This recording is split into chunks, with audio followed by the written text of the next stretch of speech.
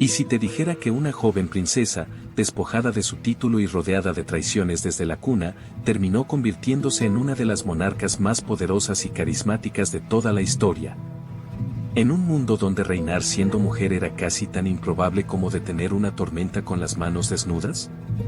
Isabel I de Inglaterra no solo desafió las expectativas de su época, las pulverizó una por una, construyendo un reinado que transformó un reino dividido y débil en una potencia naval, cultural y política. Mientras tejía su poder con inteligencia, astucia y una determinación tan férrea como la armadura de sus caballeros. Nació en 1533, en el corazón turbulento de una corte dominada por el caprichoso rey Enrique VIII, su padre, cuyas decisiones políticas y sentimentales partían en dos la historia de Inglaterra con cada matrimonio, divorcio y ejecución. Isabel fue hija de Ana Bolena, la segunda esposa del rey, quien, tras perder el favor real, fue ejecutada cuando Isabel apenas tenía 2 años. A partir de entonces, la pequeña princesa fue declarada ilegítima, apartada de la sucesión y criada en la sombra, en castillos sombríos y silenciosos, donde las paredes guardaban secretos de alianzas rotas y promesas envenenadas. Pero incluso desde niña, Isabel demostró que su mente era un arma afilada y que la adversidad solo le daba más filo. Creció entre libros, pergaminos y tutores brillantes, estudiando latín, griego, francés, retórica, historia y teología con una disciplina que sorprendía a todos a su alrededor. Mientras sus contemporáneos aprendían bordado o etiqueta, ella debatía sobre política internacional y escribía discursos con una precisión que muchos hombres adultos envidiaban. Aprendió a leer a las personas como quien lee un poema cifrado, y cada mirada, cada gesto, cada silencio se convertía en una pista que almacenaba para futuras jugadas. En un mundo donde las mujeres eran vistas como piezas decorativas en el tablero del poder, Isabel se estaba entrenando para convertirse en la jugadora que movería las piezas más importantes. Durante el reinado de su hermana, María I, conocida como Vladimiri, Isabel vivió uno de los momentos más oscuros de su vida. María, ferviente católica, temía que Isabel, protestante, se convirtiera en el centro de conspiraciones, y por ello la encerró en la Torre de Londres, ese imponente castillo de piedra donde muchos príncipes y nobles habían esperado la muerte. Allí, entre los ecos de pasos en pasillos húmedos, Isabel caminaba sabiendo que un simple susurro podría sellar su destino. Pero sobrevivió. No lloró, no imploró. Esperó. Y cuando su hermana murió sin dejar herederos, en 1558, la corona cayó sobre su cabeza como una tormenta anunciada desde hacía años. Isabel tenía apenas 25 años cuando se convirtió en reina de un país empobrecido, dividido por guerras religiosas, acosado por enemigos externos y plagado de dudas sobre su capacidad para gobernar. Pero desde el primer día, dejó claro que no sería una marioneta en manos de consejeros ni una figura simbólica detrás de un trono decorativo. Vestida con túnicas bordadas en oro, con collares de perlas que brillaban como escudos relucientes y coronas que parecían pesar más por su significado que por su metal, Isabel se presentó ante su pueblo como una figura casi mítica, construyendo poco a poco la imagen de la reina virgen, intocable, sagrada y completamente dedicada a su reino.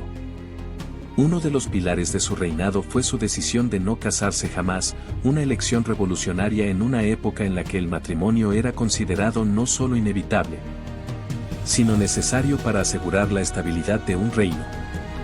Muchos embajadores, reyes y príncipes intentaron cortejarla, y durante años se tejieron rumores, estrategias diplomáticas y propuestas matrimoniales que Isabel rechazaba una tras otra, como una estratega que protege su flanco más vulnerable.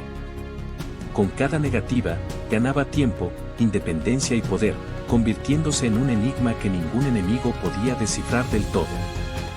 Su celibato se transformó en un símbolo político, y su cuerpo se volvió terreno sagrado del Estado.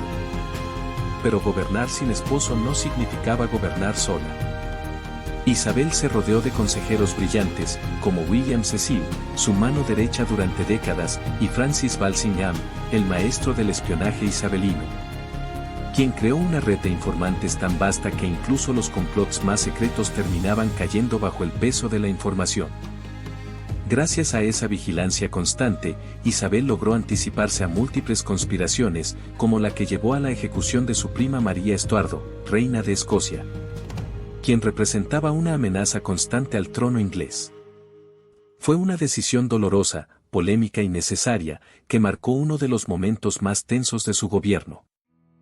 La religión, uno de los grandes campos de batalla del siglo XVI, también fue enfrentada con una inteligencia poco común. En lugar de imponer una sola visión fanática, Isabel instauró el anglicanismo como una vía intermedia entre el catolicismo y el protestantismo, lo suficientemente flexible como para evitar una guerra civil y lo bastante firme como para consolidar una identidad nacional. Esa decisión no calmó a todos, pero permitió a Inglaterra avanzar en medio de un continente que ardía en conflictos religiosos interminables. Mientras Francia y el Sacro Imperio Romano Germánico se desangraban en guerras santas, Inglaterra comenzaba a levantarse como un país unido y pragmático. Uno de los momentos cumbre de su reinado fue el enfrentamiento con la Armada Invencible.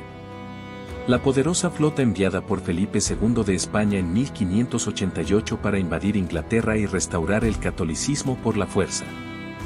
Isabel, en lugar de esconderse tras los muros de palacio, cabalgó entre sus tropas en Tilbury, ataviada con una armadura plateada que brillaba como un espejo de su determinación. Y pronunció un discurso que quedó grabado en la historia: tengo el cuerpo débil de una mujer, pero el corazón y el estómago de un rey, y de un rey de Inglaterra. Aquellas palabras encendieron a sus soldados y se convirtieron en el símbolo de una nación que resistía no solo con armas, sino con orgullo. La derrota de la Armada Invencible no solo fue una victoria militar, sino una señal al mundo de que el equilibrio de poder había cambiado. Inglaterra ya no era una isla periférica, sino una potencia emergente con ambiciones marítimas, coloniales y culturales. Isabel impulsó la exploración del mundo, apoyando a navegantes como Francis Drake, que dio la vuelta al globo, o Walter Raleigh, que fundó colonias en América del Norte. Bajo su mandato, Londres se convirtió en un hervidero de comercio, descubrimientos y ambición, y sus barcos surcaron océanos desconocidos, abriendo rutas que transformarían para siempre la economía global. Pero quizás su legado más duradero esté en el campo de la cultura. Su reinado coincidió con el surgimiento de una de las eras literarias más brillantes de todos los tiempos, la era isabelina. En ese periodo, William Shakespeare escribió sus tragedias y comedias inmortales, el teatro floreció en espacios como el Globe, y la lengua inglesa se expandió. Se enriqueció y se convirtió en un vehículo para las ideas más complejas y bellas del alma humana. Isabel, amante del arte y del ingenio, asistía a obras, debatía con poetas y protegía a autores, generando una sinergia entre corona y cultura que muy pocos monarcas han logrado replicar. Sin embargo, no todo en su reinado fue gloria y poesía. Hubo hambrunas, represión, censura y decisiones crueles. Irlanda sufrió duras campañas militares por parte del ejército inglés, y los conflictos internos no desaparecieron del todo. Isabel envejeció rodeada de intrigas, con amigos que morían, favoritos que caían en desgracia y una corte cada vez más dividida por el poder.